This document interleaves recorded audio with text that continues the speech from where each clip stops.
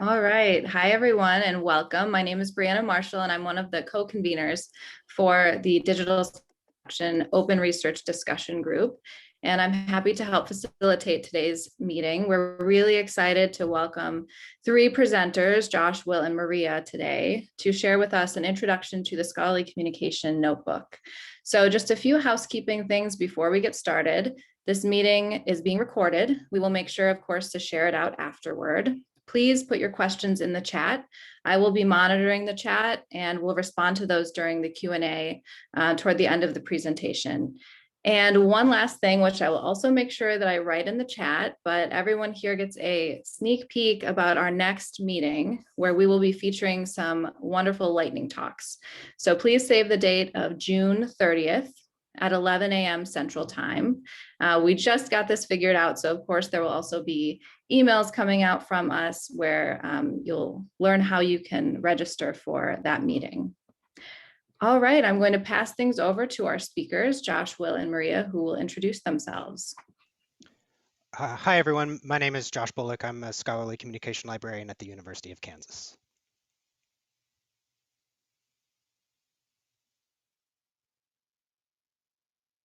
I'm muted. I'm sorry. I'm Maria Bonn. I'm on the faculty at the University of Illinois Urbana-Champaign School of Information Sciences, where I teach, among other things, scholarly communication. And I'm also the program director for the Masters of Science in Library and Information Science program there. Hey everybody, I'm Will Cross. I'm the director of the Copyright and Digital Scholarship Center in the NC State University Libraries. That means I'm a lawyer and a librarian, so I'm really fun at parties. Thanks, Will, Maria. So, hi everyone. We really appreciate your time and generosity and interest in this topic. We wrote Elois on Friday asking if we could get a snapshot of registration, and we're surprised to learn that over 100 people had registered, and so then had some sort of last minute scrambly conversations this weekend to figure out how we could accommodate that many people in a discussion. I see right now there are 51 of us present, and maybe that's a good thing because it might be easier to manage discussion for that many, but I'm running the slides. Maria is also going to be monitoring the chat, and then we've got a community notes doc that a link is on the next slide. I will note that our slides are short linked there on the title slide and from the document that I'll show you in just a moment. So if you want to download a copy of the slides or look at any of the documentation therein, you're welcome to do so. We'll sort of do some stage setting and then open it up for discussion and questions. And then we have some questions that we can fall back on if we need to, things that we thought we might ask you. So thanks again for taking the time, especially in such a challenging year plus now. Like we all experience this moment in a variety of ways, and it has been, I think, challenging for everyone. So we really appreciate your time at this particular point.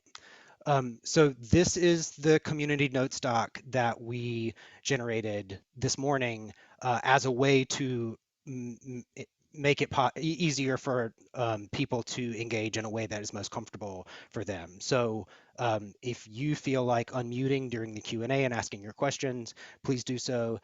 If you're more comfortable using the chat function, as Elois outlined, please do so. If you'd rather use this notes doc, the link should be set to allow you to edit the document via the link. So you could do that anonymously or not, according to your own preferences, and also like passive listening and kind of following the conversation is also completely acceptable. So engage in this in the way that you feel is most comfortable for you.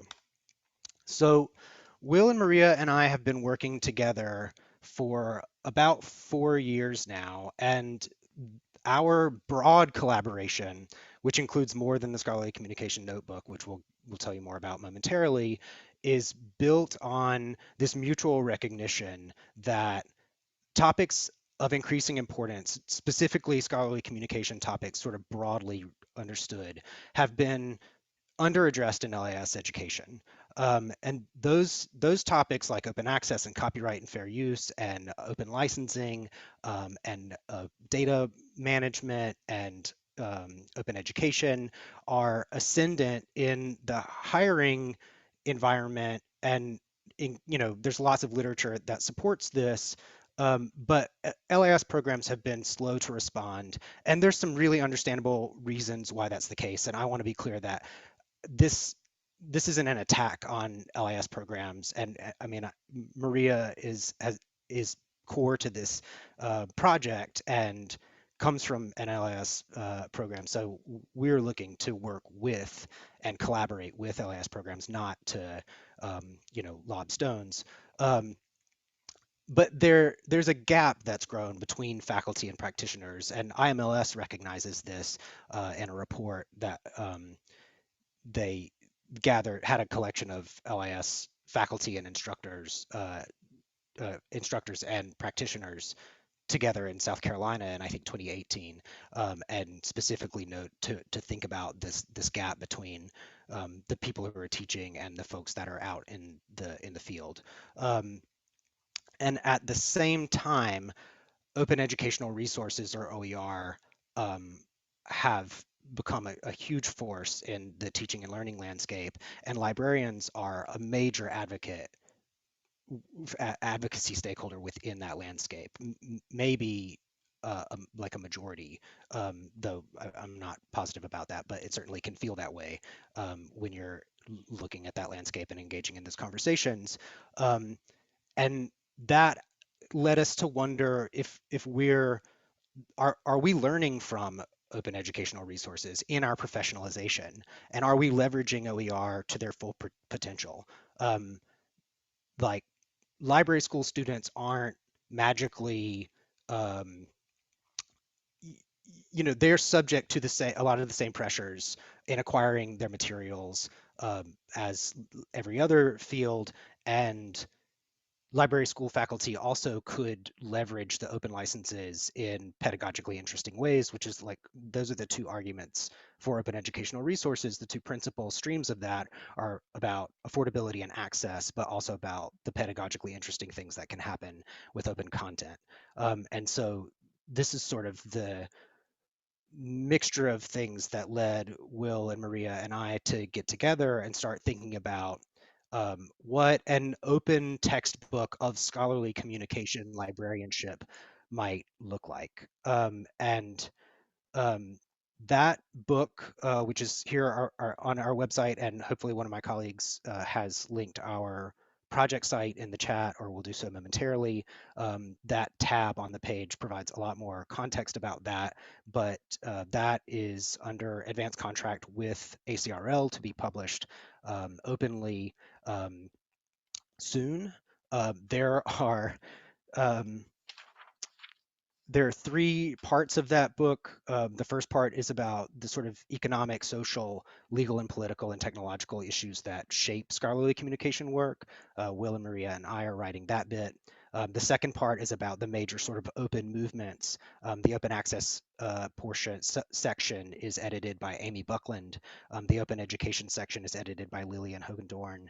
The open data section by our friend who's on the call, Brianna Marshall, and the open science and infrastructure section edited by Micah Vandegrift. And all of those editors have brought in the contributors that they wanted to work with and who they thought would be good at representing that area. And then the third part is called Voices from the Field, Perspectives, Intersections, and Case Studies, and that consists of about 25 short pieces with some pedagogical sort of discussion questions and such. And total, that's about 50, it's over 50 people that are engaged in the creation of this work, which I'm starting to see the light at the end of the tunnel of being able to turn that over to ACRL as a complete manuscript. So that it's a ways off, but it's under construction and coming along. But we also recognized that a book is necessarily limited in ways that aren't well suited to training around such a dynamic area of practice. And I think this is where, if you want a more carefully constructed version of the sort of argument that I've been making. We published an article in JLSC last April, I believe, that goes into this in a lot more detail. So we'd invite you to look at that. But with that, I believe I'm handing it over to Will. Thanks, Josh. And I dropped some things in the chat, and we'll keep doing that as well. When we mention a resource, we'll try to link it out. So Josh talked about this idea of sort of the two streams or threads in open education, the sort of reduced cost and access piece, and then the pedagogy piece. If the book is the reduced cost and access piece, the scholarly communication notebook, the thing we want to spend a lot of today talking about, is the second part. And I sort of like to think about this thing we're calling the scholarly communications notebook as sort of a site of three things happening. First of all, it's doing some open pedagogy work. It's sort of a site for students to draw from and then contribute knowledge back to through renewable assignments. So if you're in the sort of open ped space, you've heard that term renewable assignments before, but basically it means instead of writing a research paper that like somebody writes a letter on and then you throw it away, you create something that contributes back to the knowledge commons. So the idea is a student in Maria's ScholComm class uses the book as a textbook, learns some things, gets inspired, does some work, and then contributes that work back to the SCN as a way for them to make available to the commons their work, get some credit, get some different eyeballs on it, sort of walk that walk of open pedagogy. So that's the first piece, is as sort of an adjunct to or a connection to the textbook itself.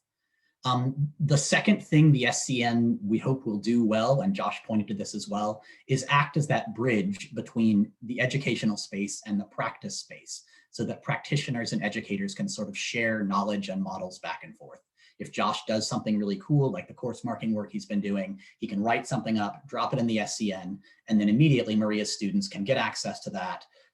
Say, Josh, this is awesome, or Josh, this is really dumb. You didn't think about this thing, do this differently as well, right? So it's an explicit bridge where those conversations and those meetings can happen through engagement with resources and models and that sort of thing.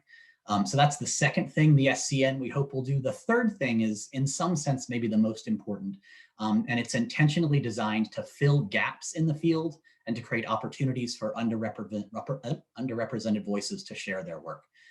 So when we started recruiting for the book, a comment we got was, it's a lot of R1 people in there. Where are our community college people at? And we had some connection, but we certainly could have done better. So if we notice that their conversations about OER in the resources that we're bringing together don't feature the incredible and often, frankly, leading work that community colleges are doing, we can be sure to stock it and to bring in resources from people working in community colleges. And obviously there are 100 different sort of folks who are not represented in the ScholComm literature and the ScholComm conversation, but are doing amazing things. So we hope the SCN will also be a place to do some of that work. We hoped to have a site to demo today, but unfortunately, due to the ongoing pandemic and some sort of rebudgeting stuff, we're still putting everything together, but it's gonna be a hub in OER Commons. So we're working with ISKME to create that.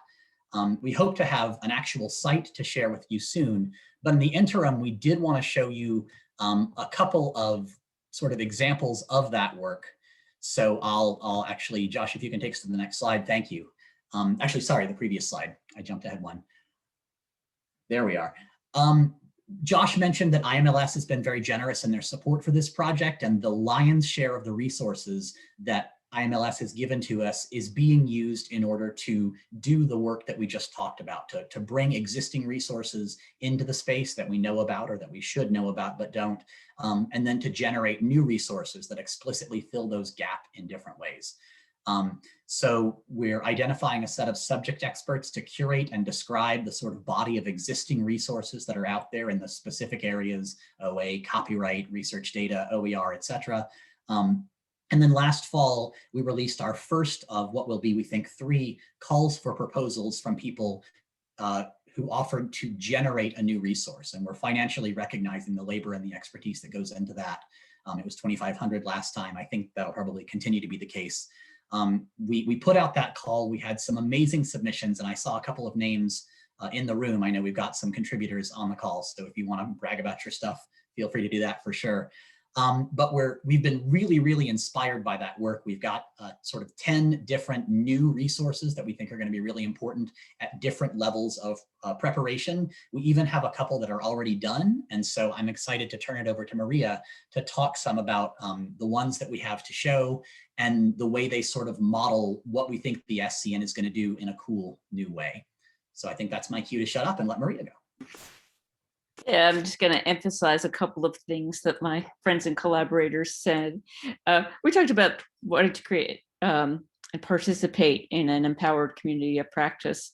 And in both the development of the book and the SCN, this has been one of the most exciting things for me, seeing just how engaged and creative that community of practice is. We did do calls both for the Voices from the Field section of the book. We did an open call for proposals to contribute to that and to create these modules or these items for the scholarly communication notebook. And I don't know if it's a residual high school wallflower, but I always sit around going, nobody will respond. They're not going to like us. And we had terrific responses to both, and so many exciting proposals. It was both great fun and painful for us to sit around and review them and select some out because they were all so good. And so that's been very exciting. And I just wanted to point to what Will just said too, that these are for the scholarly communication notebook, these are compensated opportunities to create and contribute in response to our call for proposals. We're all three of us working at present budgetary constraints notwithstanding, relatively well-resourced R1 institutions. And we realize that that's a position of relative privilege, and that many librarians and the scholars that they support and collaborate with aren't in those positions. And that if we're asking people to come up with some good stuff and share it, that may mean carving time and energy out of weekends and evenings when they're have a lot to do at work. And we wanted to make sure to recognize that labor. And so that was part of the reason we went to IMLS and asked for fundings. But we hoped for a more diverse group of contributions than if we were looking just to people who could carve out some time sort of on their own dime to be able to create these. So that's been exciting and rewarding to be able to compensate people for the hard work that they do. So we did get a great batch of proposals, and again, pandemic notwithstanding, these people are good. They've actually started turning in their work early. We put out the call in, I think it was November, and said kind of like really hope to have something in the spring, and they've started to flow in.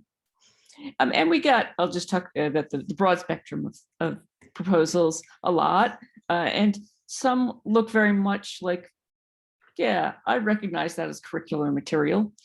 Reading lists, lesson plans, maybe with some discussion questions for things like developing cultural competency in the context of scholarly communications, or workshop modules to get doctoral students and early tenure system faculty to think about the choices they make when they're publishing. And then we got some things that were more literally playful, proposal for a Jeopardy style game, engaging with questions in scholarly communication. So one of the ones that's been completed is this Introduction to Bibliodiversity in Scholarly Communications. This is by, let me make sure I've got my names right. Yes, Allison Kittinger, Jennifer Solomon, who I think are both at UNC right now. And this is a press books text with discussion questions, addressing questions of bibliodiversity and how they are at play in scholarly communications, questions of Indigenous knowledge and how it's represented, questions about being multilingual. So that's one that's underway. You want to go to the next slide, Josh? This is also a playful piece. It's a piece of interactive fiction that guides players through a day in the life of a scholarly communication librarian in the not too distant, but distant future. This one is, sorry, I just want to get my names right, by Stuart Baker. And it's a kind of gamified case studies in scholarly communication, or what we were calling earlier when we were talking about it, a choose your own scholarly communication adventure. What happens when you make choices? What are the ramifications? And right now it's text fiction, but this is also something that could be developed into a game with pieces, cards, pathways, ways you could work through this in the classroom. I'm imagining sending my students up to the bulletin board with sticky notes or cards that map out the different pathways and seeing where they land. And then the last one we'll mention for today, when's the last slide, Josh? Is something that again looks like more of sort of what you recognize as a package of educational materials.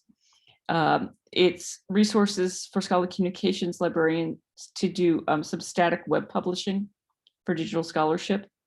It includes a lesson plan, an annotated bibliography, a demonstration of GitHub, using that as a static website hosting platform, and some introductions to how to use these static site generators. And you might use it to represent your own scholarship, to work with a group of people to put together something that looks like a journal, create an open textbook. So those materials will be available. So that's some of the work that's going on now. We wanted to share this with you, give you a flavor of what people have been contributing. And we'll say this again and again before the end, but another call will be forthcoming. And we hope to maybe spark the imagination of some of you to, I know what I could contribute, or maybe I know what I have lying around. That might be a good contribution, because we'd love to hear about your ideas. So I think I'll pause there for a minute to see if there are questions about what we've said so far. We have questions to ask you, but we want to know what you have would like to know from us. And you can drop it in the chat or raise your hand, just unmute and speak up. While those are coming in, I'll just jump in to note that we're doing the 3 rounds of CFPs, and we specifically want to populate the SCN with content through that means, but that's not the only way to contribute to the SCN. Like it will be we'll mention ISKME OER Commons hub, and we hope that once the initial population is done, and like once we have the site up, that anyone can contribute their own content and both pull content from it and use it, as well as provide content back to it. So receiving an award via the CFP isn't necessary to participating. Anyone can contribute, but we're looking to use the CFP and the funding to drive that initial population, and with those values in mind that Will mentioned. And Allegra has a question in the chat about our criteria for an OER for inclusion. I think that we're referring to what to me feels like a dominant definition at this point, the Hewlett Foundation, UNESCO Creative Commons, teaching research and learning materials in any medium or format in the public domain or with an open license that permits their free use and repurposing by others. So CC licensed things. There's a link in the CFP for how we were thinking of it, but I think we are embracing derivatives and the remixability and revisability of content. And also to put the emphasis on the educational part, the pedagogical apparatus. We don't have strict criteria for that, but it was some of our feedback with people we've working with. So, well, how about some discussion questions, some exercises and activities, something beyond a straight textual presentation or a slide deck? What are some things the students could do next? So we're hoping for that as well. We had, like, in our framing, we kept talking about learning objects and also being uncomfortable with how vague that term is. And for the folks who applied to the first CFP were helped us sort of think broadly about that. Like we didn't want to eliminate options because we weren't specifically mentioning them. Like we wanted people to bring their ideas that we hadn't considered and formats that we hadn't considered. And so we think that will continue to take shape, but we were trying to think really expansively about what could be there. But like the simplest format that comes to mind would be an openly licensed article about a scholarly communication topic and pedagogic material that accompanies it. So like maybe a presentation about it, perhaps annotated bibliography that speaks more in depth to issues in it, maybe discussion questions, maybe writing prompts, maybe a lesson plan built around it, so that the assignment would be read the article and then contend with this teaching and learning content to help students contend with it as an example. But we imagine, games, podcasts, video series, the really anything that could be openly licensed and useful for teaching and learning about scholarly communication issues and topics, fairly broadly understood. Allegra followed up asking about one shot versus material for supporting a course, and said, I think both of those we've seen, and also some people proposed whole courses, like had put a string of modules together and said, here it'll take 6 weeks, 8 weeks, and here's the material to support that. All good by us, right? Yeah, and I mean that speaks to the sort of like we are thinking with the book and with the Scalcom notebook, the platform that accompanies it, of LIS students and instructors as a key constituency, but not to the exclusion of practitioners and of folks who are looking to skill up and learn more about these topics, which is something that more and more people are being tasked to do. Or like I think Allegra was getting at, like as a scholarly communication librarian, being asked to visit a graduate course and teach them about publication agreements, that there might be materials there that are useful for that purpose. Whether or not scholarly communication or scholarly communications, I don't know And what have you decided that, right? Yeah, I go with scholarly communication, but we recognize that both uses are widely used, and I can't think of a strong argument for coming down on one side or the other, except for consistency within the context of our work. So like in the book, I think we will seek to be consistent in usage just to avoid confusion, whatever minimal confusion may flow from that. But we are not going to, like on the slide now, Chris Diaz's resource, we're not going to mandate that Chris adopt our usage. So I think there's room for both of those to coexist, but I'd be happy to have that challenged if others disagree. I wonder if people want to say in the chat, like if there's consensus. Are you a communication person or a communications person? This is GIF versus GIF, right? Or libguide or liveguide? Yeah, that's right. I see some people agreeing with me and also disagreeing with me, which is totally okay. Yeah. I like Jill's idea of a poll. If I was quick enough with polling, we could set one up. But yeah, I mean, I will say I have a stronger opinion about open educational resources as the acronym OER as being singular or plural, and the answer I think is that it's both at the same time. So always OER, not OERs. But again, you see both usages, so that's kind of pedantic, I think.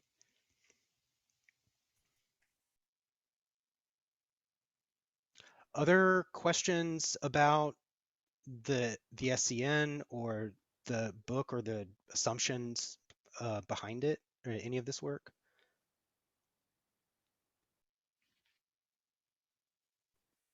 I'll you know, I had made it. I'm looking at my notes, and I mentioned that there are over 50 people that are engaged in the creation of the book itself, and then we're hoping to we're bringing more people on through the Scalcom notebook, and that's been a really, I think, important and gratifying thing. Like if we are successful, like the thing that I will be, and I know that Will and Maria share this, the proudest of around this really sprawling project, which the edges of it, like I've literally lost sleep, like around the how big this feels to me. I just got tenure, and so this has been my my early career sort of project, and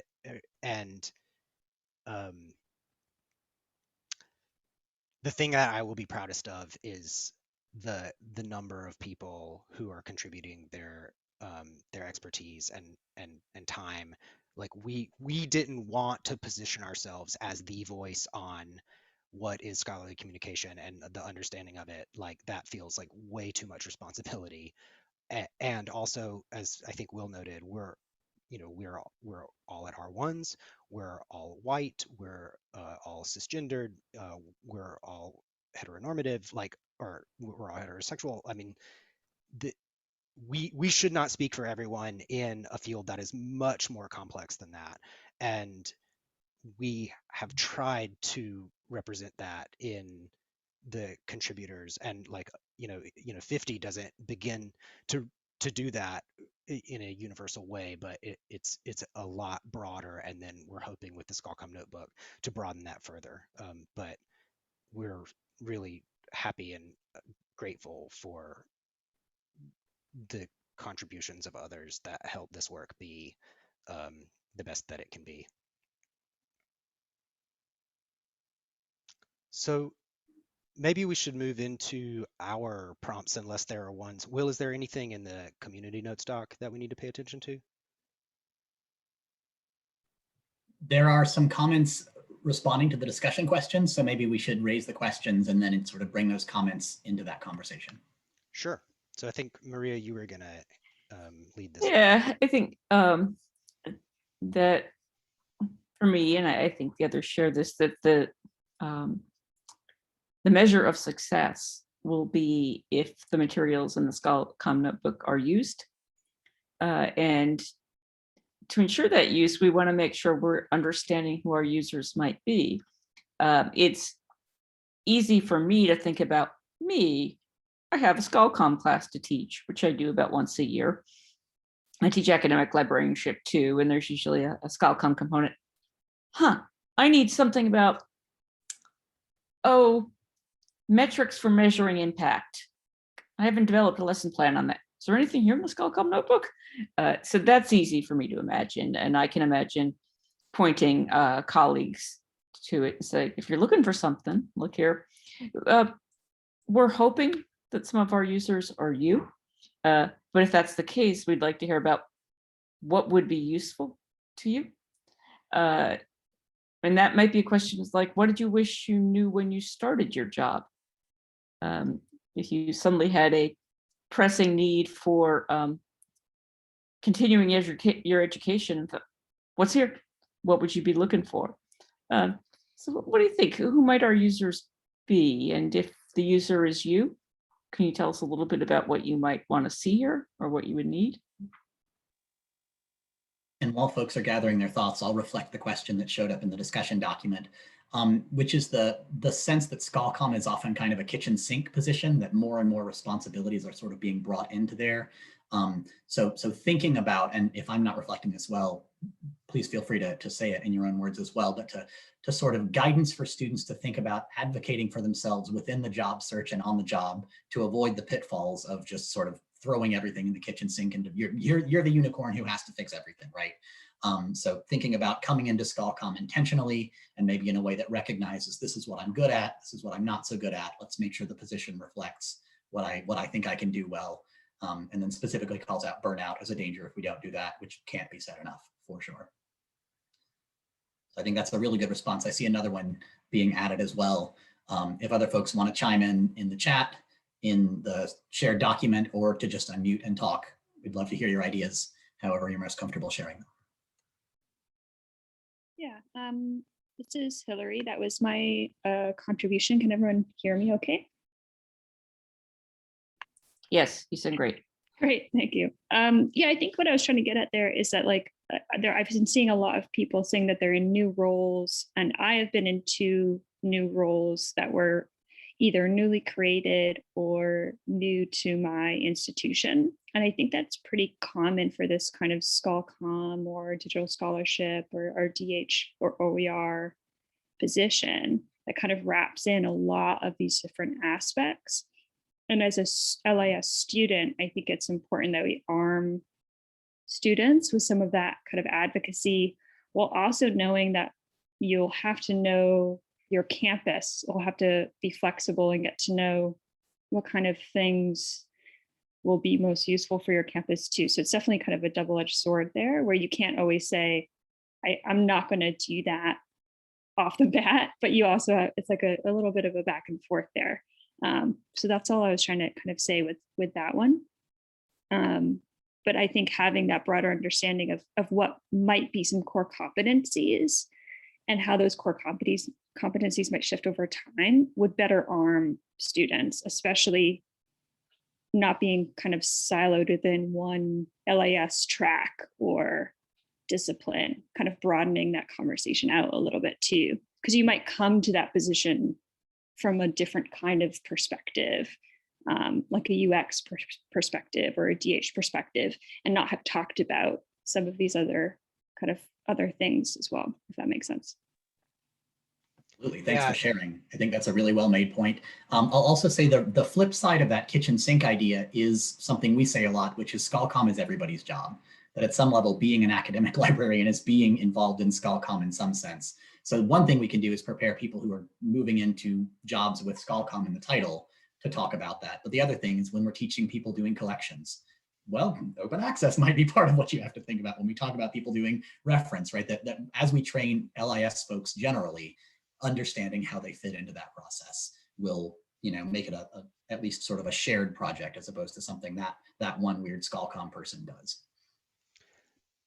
Yeah, and to Hillary's point, like we've been having many people on the call have engaged in various conversations that we've had over the course of the last few years that we've been thinking about these things and building towards these outcomes. And a thing that comes up over and over and over again is the interpersonal skills, the consensus building and networking and identifying partners, to your comment in the chat, Hillary, and those kinds of harder to teach and harder to create content for, but that so many of those conversations that we've had with the people who are doing the work and doing the hiring, they're looking for people with those skills. And we haven't figured out what the solution to that is, but it seems pretty closely related to that, is a recognition of the interpersonal aspect of the work. And like Will mentioned, like burnout, like the sort of costs, like as someone who is just on the other side of the tenure track, that felt like 5 years of hustle on top of job search hustle on top of grad school hustle.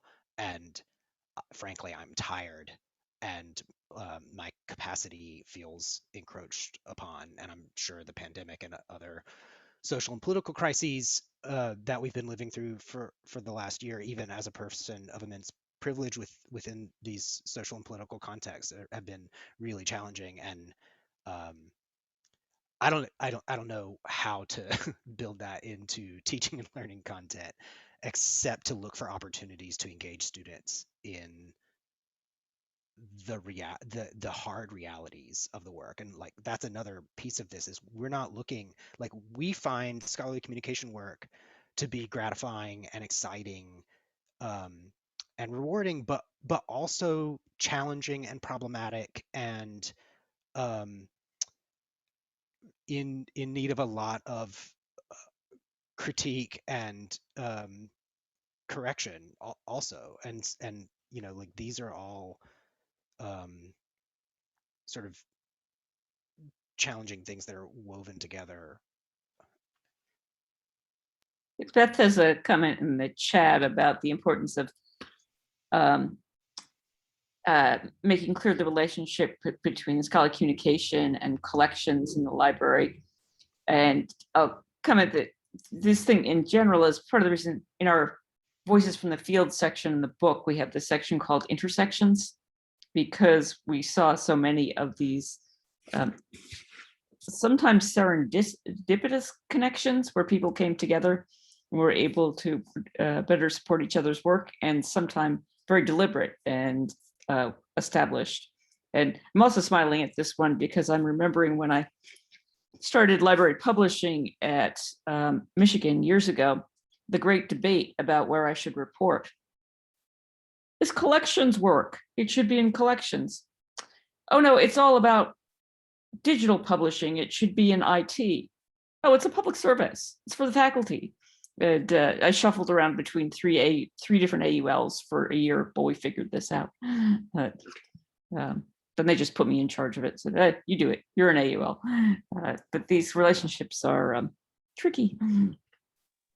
Absolutely. And just to piggyback on that, we had another question or comment suggesting that how to get up to speed on skills in different areas is really, really important. That's true for a new ScholComm person, obviously, but to the extent that we have a how does ScholComm fit with collections, sharing that with your collections librarian so they're up to speed is really critical for that work as well. So that's the bridge where it's not just practice supporting educators, it's educational resources that can help people get up to speed or help their colleagues get up to speed if a little support is needed as well.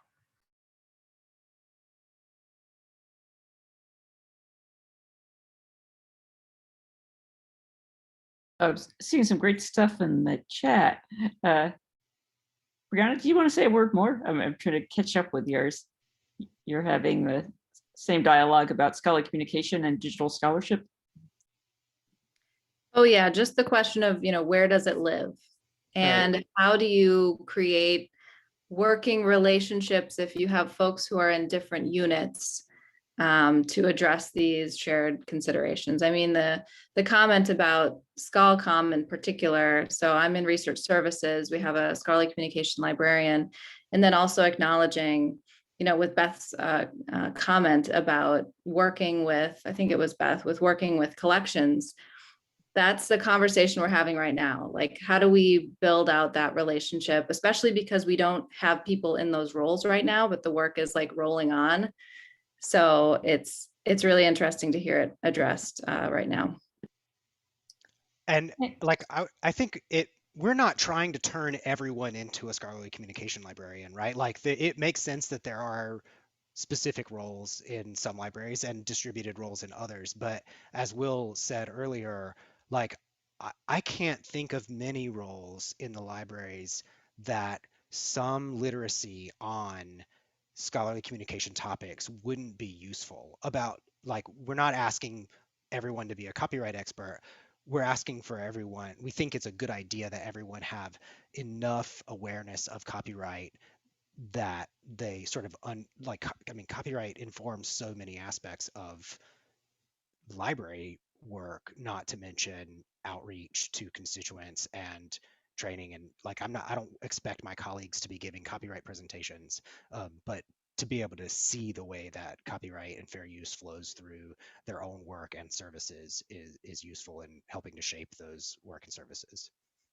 A great point, Josh. And I'd say the reverse as well. Like I don't know how many bad ScholComm projects could have been avoided if we just talked to our IT person or our acquisitions person or whatever. Like, everybody has a stake in it, which means they need to know ScholComm, but ScholComm needs to know them too.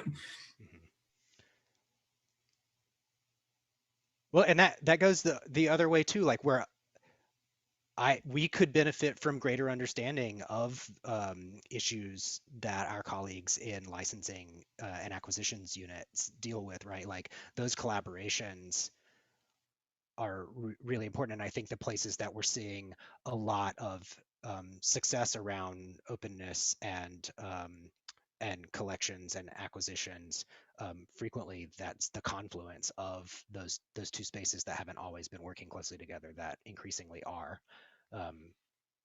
Yeah. Yeah, I think Siobhan's, I hope I'm saying your name right, it's making a good point in the chat about another user group, which is the librarians working where there is no ScholComm librarian, but who want to be armed with some material and some knowledge that can help support their scholars, right? It's not their full-time job, but they're going to be talking to people about these things. So that's a good group for us to be thinking about. Maybe kicking ahead, and this is mine, and I want to acknowledge, like it's hard. Like in some ways, this feels like unfair to put this question so framed to you, but like while we were talking about this question and how to frame a question around sustainability amongst the three of us, Will and I realized that we lose sleep over different aspects of this. That, because we're setting the SCN up in ISME, there's some relatively minor cost associated with that, and like maintenance costs. And for me, that is a little bit scary. But the community building piece and the content building piece is less scary. I mean, it's not, I don't want to say that those pieces are simple at all. They're not. But like as an extroverted person who enjoys engaging with people like that, I derive energy from that. And I have been, I think, moderately, well, at least I'm comfortable with it. Other people can assess how successful I've been with it. But that part is more familiar and comfortable to me. But I stress about like, oh, we're going to need to come up with funding the next year and the next year. And on the other hand, Will was like, that's interesting because the funding piece like feels relatively easy, and if you know Will, that makes sense because Will is a PI, has been a PI or co-PI on a number of funded projects, and in fact the reason that we have gotten to IMLS grants was that Will was like, we should apply for funding for this, and I like as a person who had never done that before, I literally was said, do you know how to do that? Like let's go. And for him, that piece is easier and the community piece is more challenging. And I say that speaks to like different skill sets that we have, and comfort levels that we have. But it's a tough nut to crack everywhere, right? Like sustainability is a difficult issue for these sort of like community supported and engaged projects that themselves aren't generating revenue. And like we're not interested in that. And I mean, on the book project, we disavowed any royalties with ACRL because that's not what we're doing it for, and we don't want the sort of like perceived conflict of interest that may accompany that. And anyway, if people are there great projects that we should be looking to as examples that have really figured out sustainability, or practices that we should be thinking about now? And I know that sounds like, well, haven't you done any due diligence at all? And we have ideas, but I'm really interested to know what others have to say about sustainability with something like this. And I'll reflect some comments from the chat, sort of by way of adding, Josh, to what you said. I'm not concerned about the financial sustainability if we have a community of practice. And that's the term I saw, that if a lot of people benefit from this and connect with this and are using this, I think we can make the rest work. My concern is that this would be, in 5 years, a sort of a ghost town, right? The Innkeeper at the Roach Motel thing, where it's like, oh yeah, that was a project I did a few years ago. So is it financially sustainable or is it valuable to the community? I think once you're in that cycle kind of goes. So the comments that we had in the document about sort of developing a community of practice around this work, to me, that's a really thoughtful comment that speaks to exactly what we want to think about. It's like, what makes this an attractive community of practice? What makes you go like, yeah, I want to be part of that as well. So maybe that's one way of thinking about sustainability. And it may be that Jill was pointing out in the chat, she said she's been cranky, doesn't sound too cranky to me, that some people seem to treat scholarly communication as something they can opt out of. Like, oh yeah, there's that thing people are doing. But maybe if there's a shift to seeing it as more central to all academic library work, then it just becomes something we have to take care of, we have to sustain. That's a hopeful thought.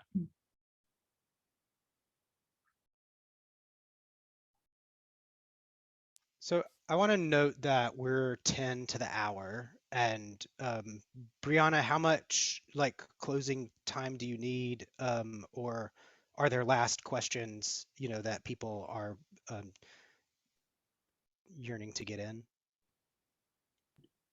Just chiming in to say that I do not need any closing time, so we can go right up to the hour. Okay, so we can still contend with questions, but Will, why don't I skip us ahead to this sort of like letting people know what's coming down the pipeline, and we can eat out the time with whatever's left.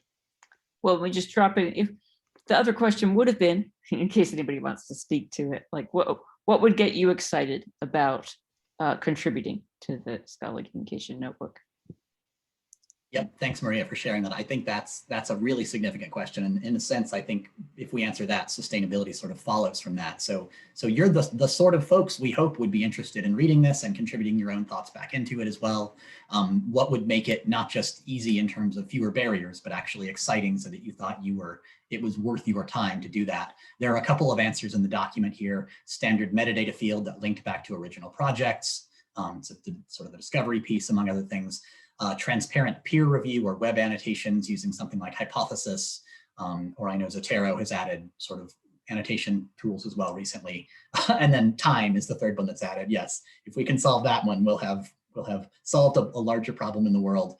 I hope that the ability that IMLS has given us to offer some financial support sort of addresses some of that, but I recognize that there's no price point at which time It will run out.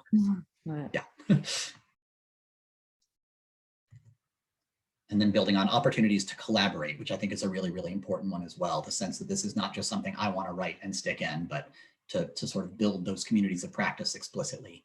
I think that's a really important part of the discussion.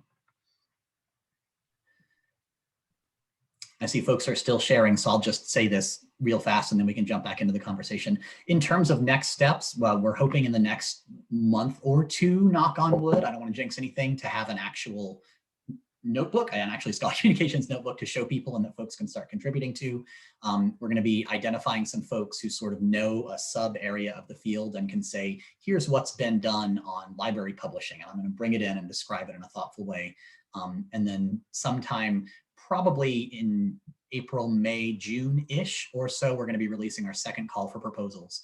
So if you have an idea that's already thought out, reach out to us and we're excited to hear about it. If you have the germ of an idea and you really want to spend some time workshopping and kicking things around, we did that with some of the first group, and I think those were some of the most successful projects as well. So if you've got it all done, that's great. If you don't and you just want to talk through an idea, we'd love to have that conversation too. And all of our contact info should be in here, or you can just drop it in the discussion doc. We've got about 5 minutes. Any final questions from anybody or comments from Josh, Maria, Brianna, or others?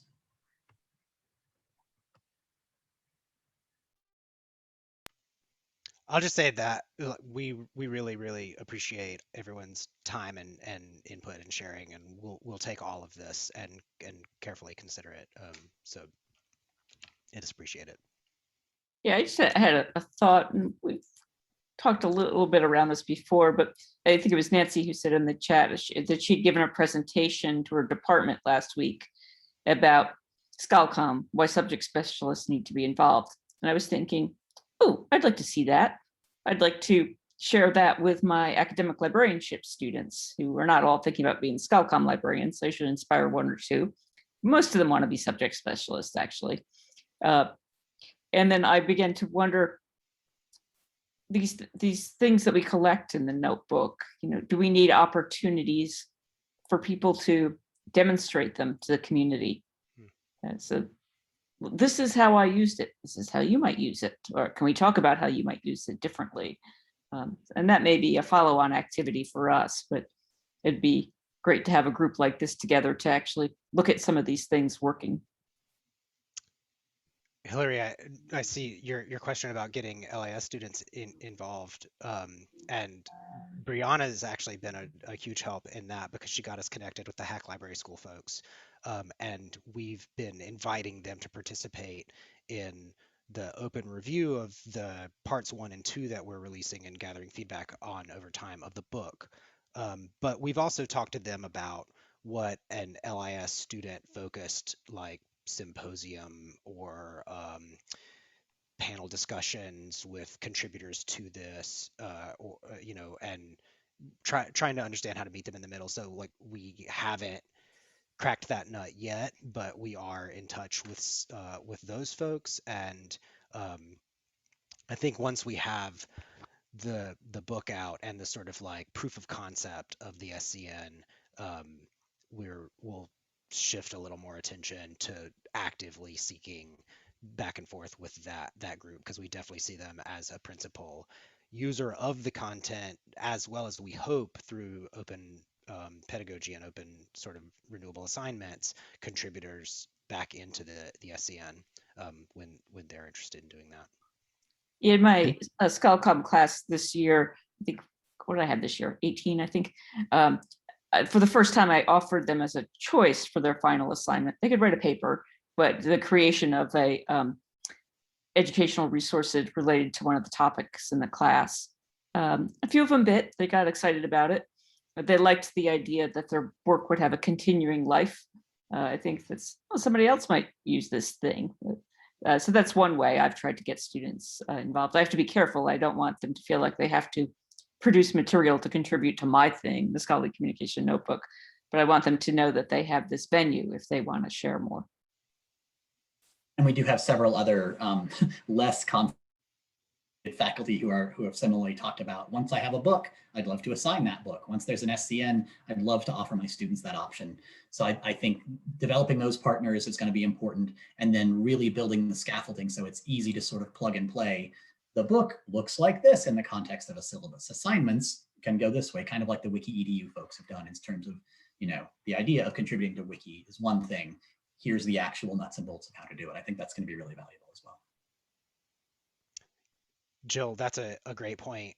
Like, librarianship isn't unique in needing more awareness of how to navigate publication agreements, right? And like we've been, I think we're starting with the space that we have input in, but we're consciously, I think, hoping to sort of demonstrate a model that other sub areas of librarianship and other areas beyond librarianship could, pull from and look to for that sort of thing. And we do have peers creating OER for collections for other areas as well. So I think other folks are interested in this as well.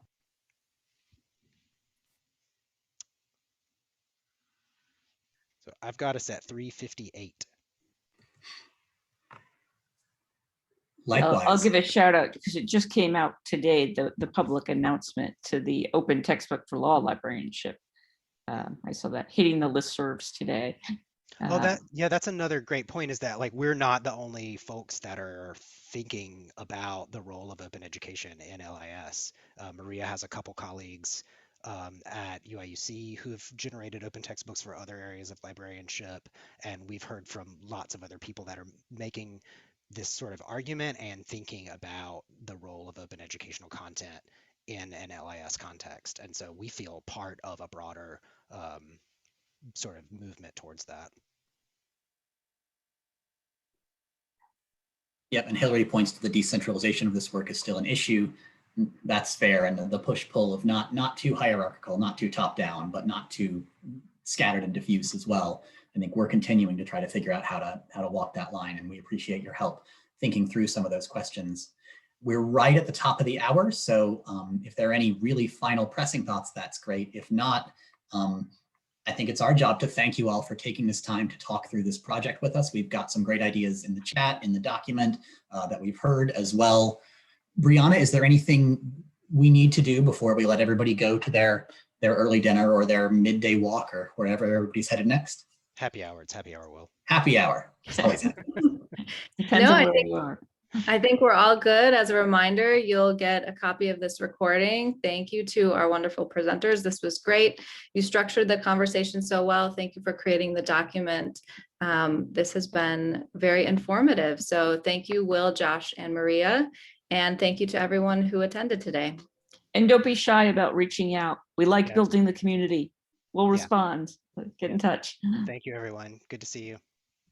Thanks, Al.